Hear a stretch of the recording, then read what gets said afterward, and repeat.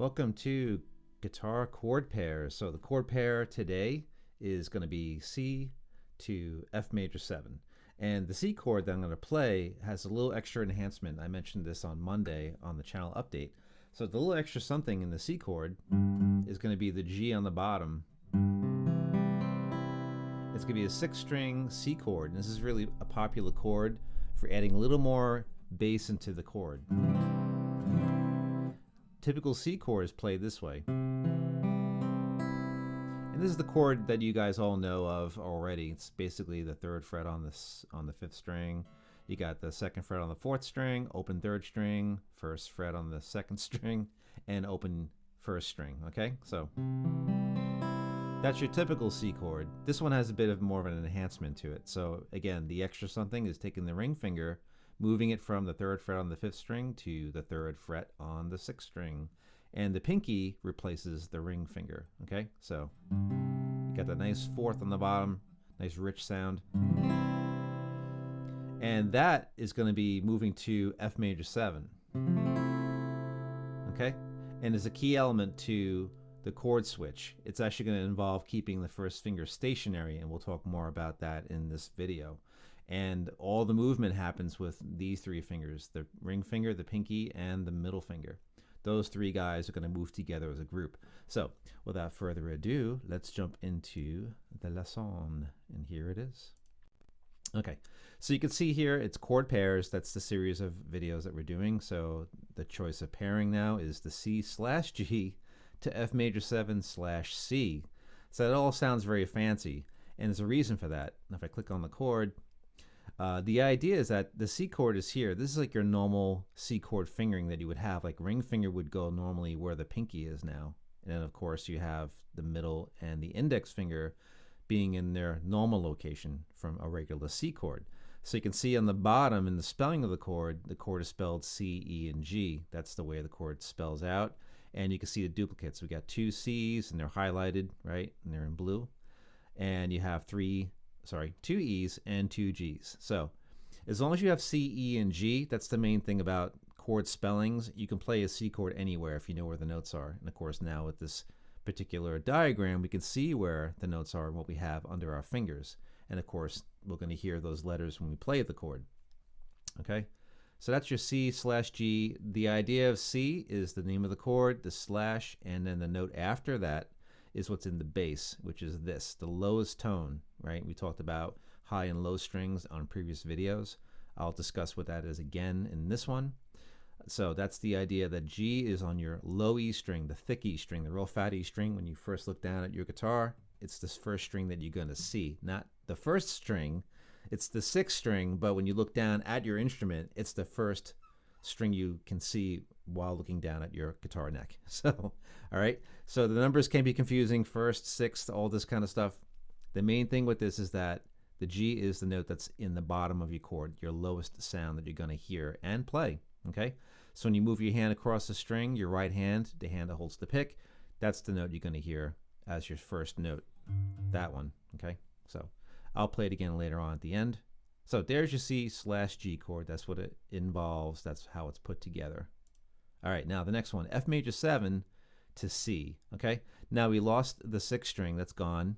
And we're going to play our lowest note on the 5th string, which is the C. That's what the slash and then the C right after that. That's the lowest tone you're going to hear in your chord. And also, just like on the previous chord, the C/G, the G was the lowest sound, and it's also in the chord as your chord spelling. Same thing with the F chord. F, A, and C is how the chord is spelled, right? And the lowest tone is C. So you have 2 C's in this chord, right there. 5th string, 3rd fret, 2nd string, 1st fret, all right? So that's going to be your lowest tone, hence the slash and the letter after it. F, A, and C are right there.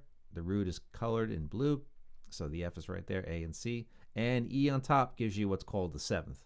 So after C in the music alphabet, we skip over a D and we take E.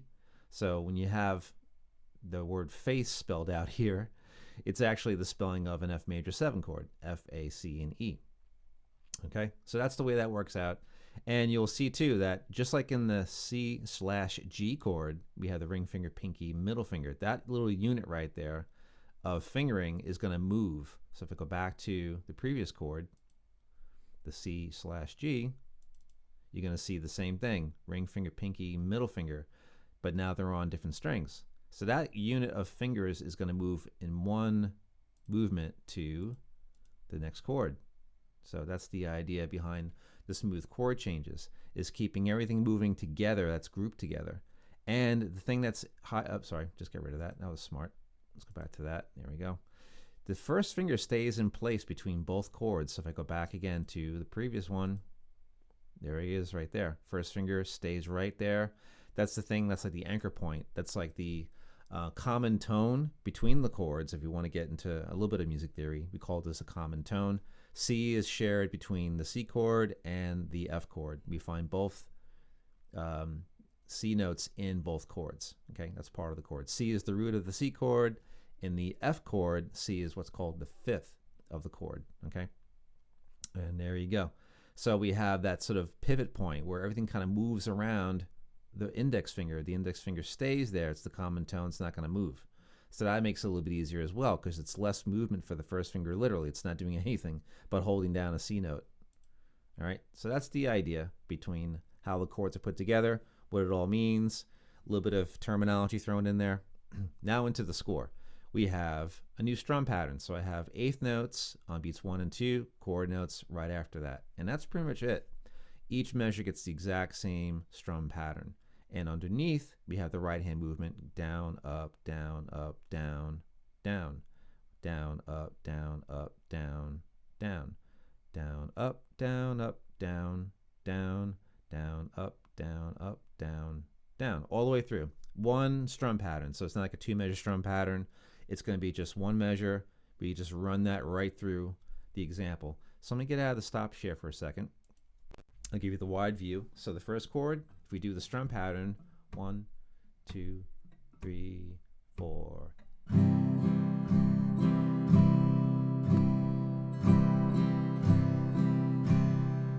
F chord.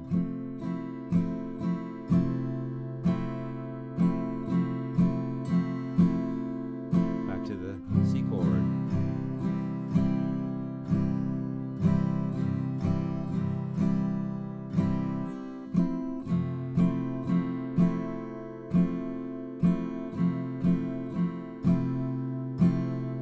That's it. You can hear the exact same thing in the score when I play it back for you. So let's go back to the share. And here you go. So this measure here is going to be the 4 count. You're going to hear a 4 count clicking in, and that gives you your tempo. You can see tempo is at 60. We're not going to go any faster than that because you can actually do that on your own. And I might play it at a faster tempo just so you can hear it played at a faster tempo. So that'll be the thing that I might do towards the end here. But let's give it a run, see what it sounds like. Again, just guitar. In future videos, there could be more parts put together. But for these types of videos, I just want you to hear the actual chord itself. No extra, instruments put in. And of course, our handy dandy fretboard view on the bottom. You can see how things are being played and highlighted on the fretboard here. You can see all the letters are here, which is great. That helps a bit. Let's hear it.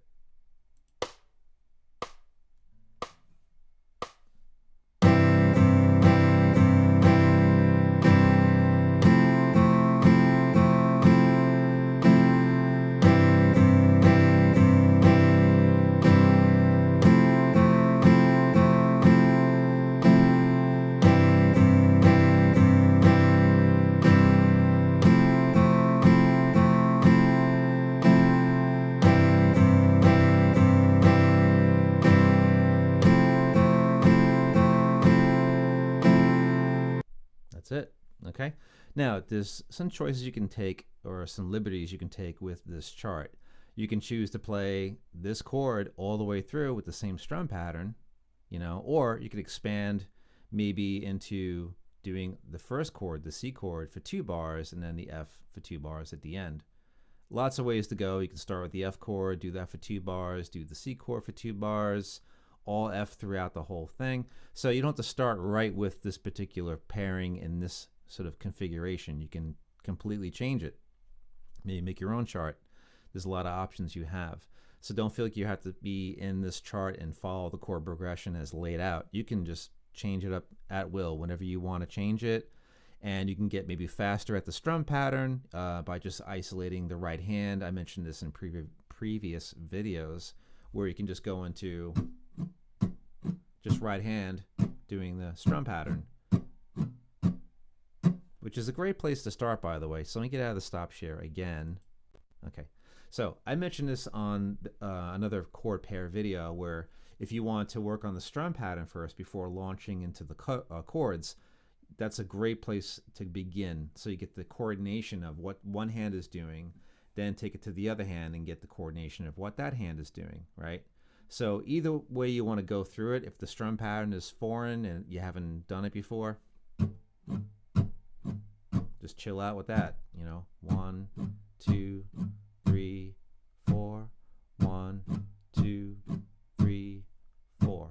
So use your metronome, whether you have a physical metronome you can hold and turn on, or an app, however way you want to do it. You can select metronomes on YouTube. Just type in metronome 60 beats per minute. It might even populate before you even finish typing out the search on YouTube. So any kind of metronome you can get your hands on, doesn't matter what it is. Definitely use that to start out. And again, if you're just working with the right hand only, it's a great thing to use so you can work on your timing, get everything nice and evenly spaced out, which is the idea of the eighth notes. The beat's broken evenly. So you're going to have 1, 2. The movements are equally distant. You know, they don't feel, you know, sort of herky-jerky like that.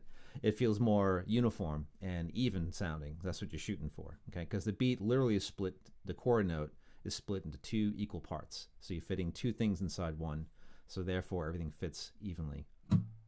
2, 3, 4, 1, and 2, and 3, 4. So that's the right hand situation. Now, if you're working with your left hand, if I go to strum the chord, I'm not going to hear any tones because it literally just placing the fingers on top of the strings. I'm not worried about the way the chord sounds right now. I just want to get coordination. Again, right hand going first or left hand going first, making the movements with the left hand fingers. So very, very lightly placed on the strings. You can even take out the first finger because that's not going to move at all. And you can focus on what's on the bottom end here, right? If I just shoot the side here, just moving those fingers across like that. Okay, so ring finger, pinky, and middle finger, they're all moving as a group. I'll give you the wide out shot here. All the fingers move together, right, in one unit. And this is a very relaxed way of starting out the left hand movement. Just placement on the strings, left hand placement on the strings. No tones, we're not pushing in, we're not fretting the notes, we're just placing them. And want to move all the fingers together as a group. Okay, so if that's becoming a problem or it's a problem when you first start, just take each finger out one at a time. Ring finger goes here for the C/G chord. For the F major /C, it goes there, right? So you can work on just one finger at a time. And the thing that's cool is each finger moves over by one string, okay? Same thing with the pinky. Move from there to there. That's it. Okay, then you can put these 2 fingers back together, move those 2 fingers over, nice and slow, not fretting notes, just placement, nice and light, keeps the hand nice and relaxed, no tension. We don't want any tension in the hand. If you feel tension in your hand building up, take your hands, shake them out, or the hand, shake out the hand. Okay, now the last finger to go down is the middle finger, right? So you get all those guys moving as a unit. So if you isolate your left hand, work on all the fingers moving together, break fingers out, pair fingers together, however you want to do that particular movement. Take your time. There's absolutely no rush with getting the chords together. There's no time clock to beat here. Keep it very, very relaxed and slow. The key thing is slow, because if you try to rush through these things and speed through them, that's when tension in your hands starts to show up, and then you start to get frustrated, and et cetera, et cetera. It's just a snowball effect. Take your time. There's no rush with this at all. The idea, really, the goal is to get the movement in one sitting, whether it's just doing your left hand and you're not even worrying about the right hand. That's an accomplishment for that one day. You can just say, okay, I got all these 3 guys moving together. Now I'm going to try to put the whole chord together and move like that. So if you're watching the left hand, that's really what you're shooting for. You know, again, everything's super relaxed, you know, but not worrying about the sound. As you get more comfortable and the fingers know where they're going because you're in control of how the fingers are moving, the tempos will naturally increase. And then you can add your right hand in and see how that works out. Without even in regards to the chart, you might want to just go for the sounds first.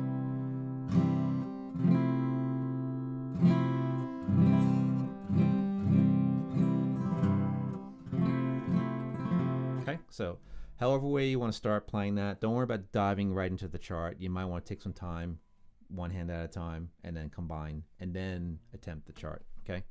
These might be brand new chords for anybody that's looking at this video, or the strum pattern might be brand new. So those are the ways you can go about going through the chart before you start playing the chart.